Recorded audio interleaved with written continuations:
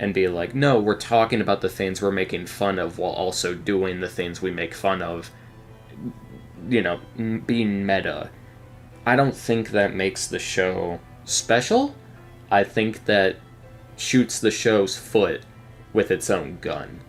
Because this finale spends its entire time building arcs of Abomination, the villain, Hulk hasn't been in the show at all, and then Jen literally has like an existential moment as a Hulk, and she breaks the fourth wall, like in the comics, and, you know, reroutes it. I know people who eventually, if this channel grows, will be like, well, you didn't like Thor Love and Thunder because it didn't follow the comics, why don't you like this? Because this show thinks it's smart by explaining the flaws of the MCU, rather than doing something different and unique to improve on the dour thoughts we already have on the MCU. That's why a lot of the stuff you're seeing on the Disney Plus panels she's breaking into, even Thor the Dark World, are a lot more developed and a lot more cohesive than this show. Like, if this was the third episode and Jen broke the fourth wall and changed the course of her show to make it more about her, and she said, no, I'm going to rewrite the whole MCU idea, and we're going to change the fact that I'm a rage monster, we're going to make me sentient the way Hulk is, people would have been upset, but then you could have your fun episodes afterwards. I feel like if you just flipped the episodes around and you watched them in a certain order, it'd be a lot better, honestly. I just really... It 100% comes from the plot not knowing, like, where to go. The show has no, like, set direction. It has no overarching story. It has no fulfillment. It's just it's almost like an anthology series at some points. Like, in a sense, where it's like each episode is a different story, but somehow it all connects in the greater picture. And it drives me crazy. It honestly, it's day 2 of recording this, and I'm still trying to figure out how to say, like, these thoughts. I think I'm cooking, but this next idea, we'll see how it goes. A lot of people seem to be upset over, well, She-Hulk twerked in the show, and people were upset. Deadpool danced in the intro of his movie, and people are okay with it. There's layers to it. As I've been saying this entire video, I have no reason to like She-Hulk as a character. The show hasn't given me a reason yet, other than she wants to get back to her lawyer job. Even then, the job isn't really working out for her. Deadpool, we've had a relationship with for almost 10 years. And in the beginning of Deadpool and Wolverine, he is desecrating a sacred grave. And I say sacred because it's the body of Logan. Logan is one of the most notorious, like, everyone is like, oh, Logan's a masterpiece, 10 out of 10, greatest movie of all time, greatest comic book movie of all time, and I'm up there too. I love Logan. Logan's a baller movie, and I love Wolverine as a character, and Logan is the send-off of, like, almost 20 years of performance for Hugh Jackman as Wolverine. So for Deadpool to come in and start dancing to In Sync while desecrating a body and killing all these people, yeah, that's Deadpool. Because one, he has a relationship with Logan. He has, like, he's been building up Logan in every movie. If you watch every Deadpool movie, he says the words Wolverine or Logan. He's cracking fun. And it feels like really nice foreshadowing when you watch Deadpool 3. So no, I don't think it's the same. Because all we get in this show is she twerks with Megan Thee Stallion. Why? Here, I'll play the scene. Go for it. Hi, there's my new favorite client. Just your signature there. And then just initial. Good. And initials up here.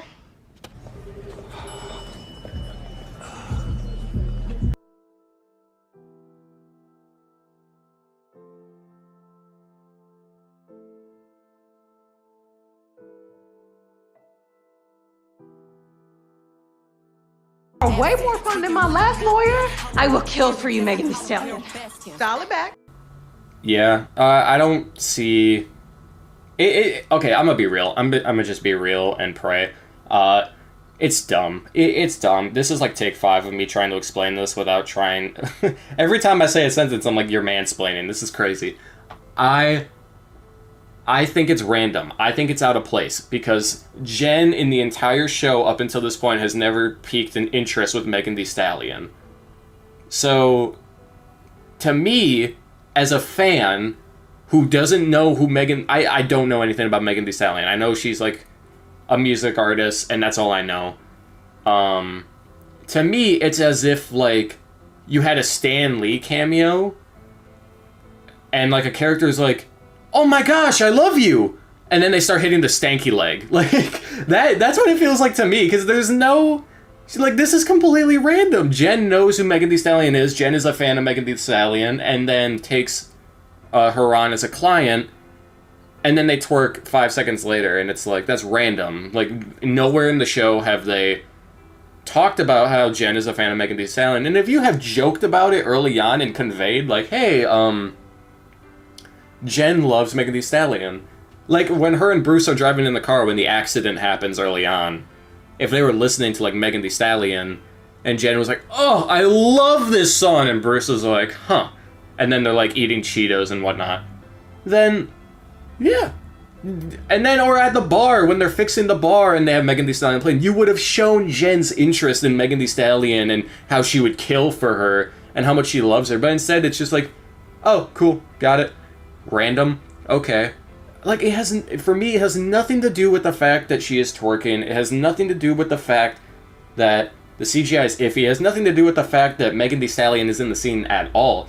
It's just random, and it's kind of just like, why? So yeah, the twerking scene, whatever, it happened, it exists, it's canon, and I don't think that matters. It's not a big deal. Like, it's completely random, has no take on the story. It's not like Jen the next episode is like, man, I can't believe I twerked with Megan Thee Stallion. Do you remember that? And people are like, what? I didn't watch the post-credit scene. And they go back and they see it and they're like, what? No way! Like, it doesn't matter! Just like the Captain America's a Virgin thing. All it is an unanswered question.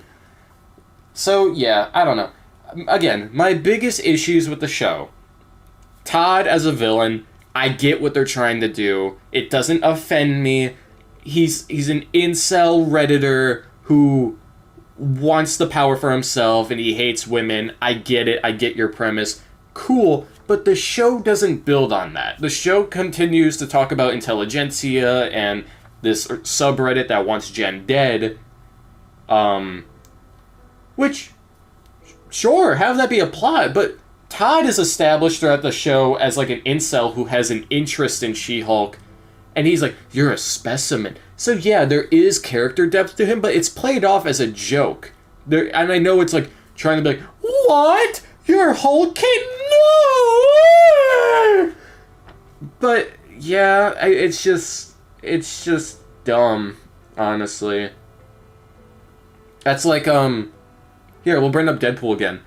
That's like if Mr. Paradox, right, was like a jokester the entire time. He's like, ooh, I love you, Deadpool. You and I can rule the multiverse, but you have to do some things for me. And he sends Deadpool on a hunt to kill all these people, and then in the end he's like, hi, I'm bombing your universe! And then he's like, I've been the villain the whole time! That wouldn't have worked, because he's not the villain. Like, he's an antagonist, but the villain is Cassandra Nova, who is an interesting character, may I add. Juan is fun. They kind of, not dumbed him down, but they gave him a comedic edge, same with Abomination and Daredevil. I don't hate that. I just, it makes sense for the world of this show, because this show was based on being a comedy. The difference between this and Thor: Love and Thunder is, like, there's no... Like, when this show wants to be serious, it'll be serious.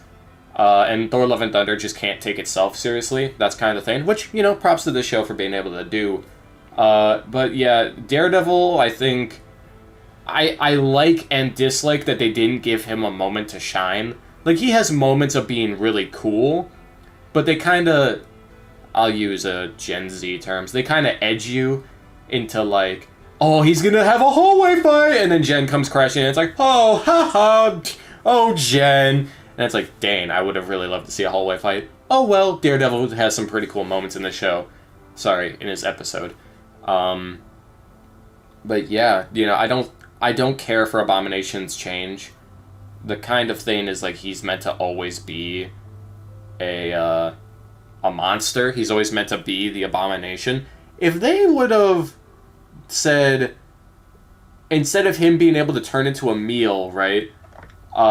They could have just been like, no, it could have been I got it. It could have been a story on, well, why does Hulk get to go and walk about, be in a Denny's and eat 1,000,000 eggs? Why can he do that, but I can't? Like, he gets to roam around as a sentient monster, but I can't. And you could have had, like, an actual story about that. Then you could have had something with Hulk, but I know Hulk is on his own journey, and this isn't Hulk's show, but if you're not able to include something that makes sense, then don't do it. They didn't ruin Abomination's arc. It's just I would kind of like him to prefer to stay as the Abomination and not Emil, because that's kind of what the Incredible Hulk alluded to. Is like he has bones popping out of him. He has fins. Like, how is he able to change that back? That's weird. But alas, it really doesn't matter. It doesn't at all. Jen's friends are pretty fun. Nikki and Pug, I think his name is. Pug is very Ken-coded. I'm gonna go with, like, Simu Liu Ken from the Barbie movie coded, where he's just a fun guy. Oh no, he's like whoever plays the 15th Doctor, Ken, or the guy that's Gravik in Secret Invasion. He's very them Ken coded, where he's just like, he's great. Nikki's fun. There's a lot of references to Wolverine in this. That's probably because they cut her fighting Wolverine and Deadpool Wolverine, and it was going to be something developed, which is crazy because this show barely did that, in my opinion. But yeah, not a fan of the Tatiana Maslany drama. Not a fan of a lot of the stuff. I am understanding of the sides going all around. It's just a thing of like, you know, it's crazy, and I think the internet is crazy, but I did it. I finally did it. I talked about this show. Jeez, it was hard. It was so hard. In my review on October 16th, 2022, on my Letterboxd account, look at me filling the stereotype, I said this show isn't for everybody, and absolutely. This show wasn't made for a select group of people, but this show was also made to offend a group of people.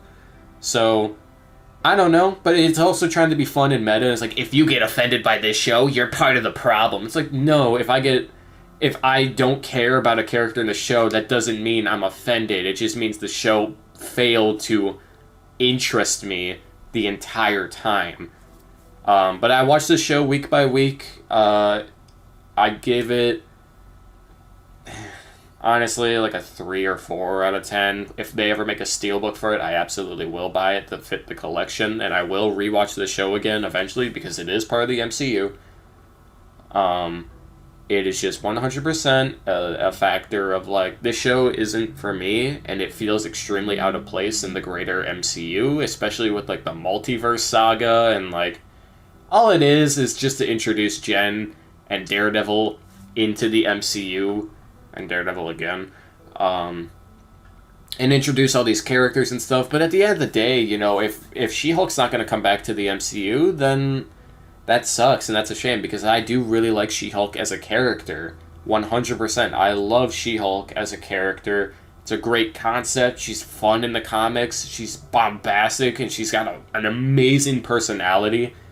But yeah, it would be an ultimate shame if we'll never get, not a proper She-Hulk, but like the She-Hulk from the comics. Like, yes, she does comic things in this show, but that doesn't make her the She-Hulk that people know and love.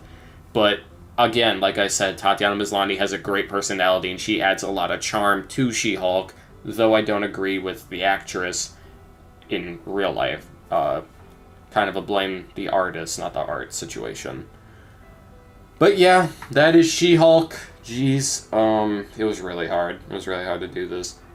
Mostly because, like, you can't say anything about the show without, like, having a problem, which sucks. But yeah, the next review I do, whenever I do, like, another thing, it's not going to be like this. It's probably going to be a lot crazier, and yeah, it took me 2 days to make this video, so hopefully it does well, and hopefully you guys agree with it. But yeah, I really think this show is just plain bad, and it's, you know, it's got its moments, and I do favor it, but it's like another, it's like an Acolyte situation, you know, where it's like, as episodes go on, you're like, ooh, and then you get your episode 5 or your Daredevil episode, and you're like, yay! And then you get your finale, and you're like, huh? Very much like that. But yeah, dragging this out a lot. Peace out. Subscribe. Not many of you do that. And yeah, talk to you all next time.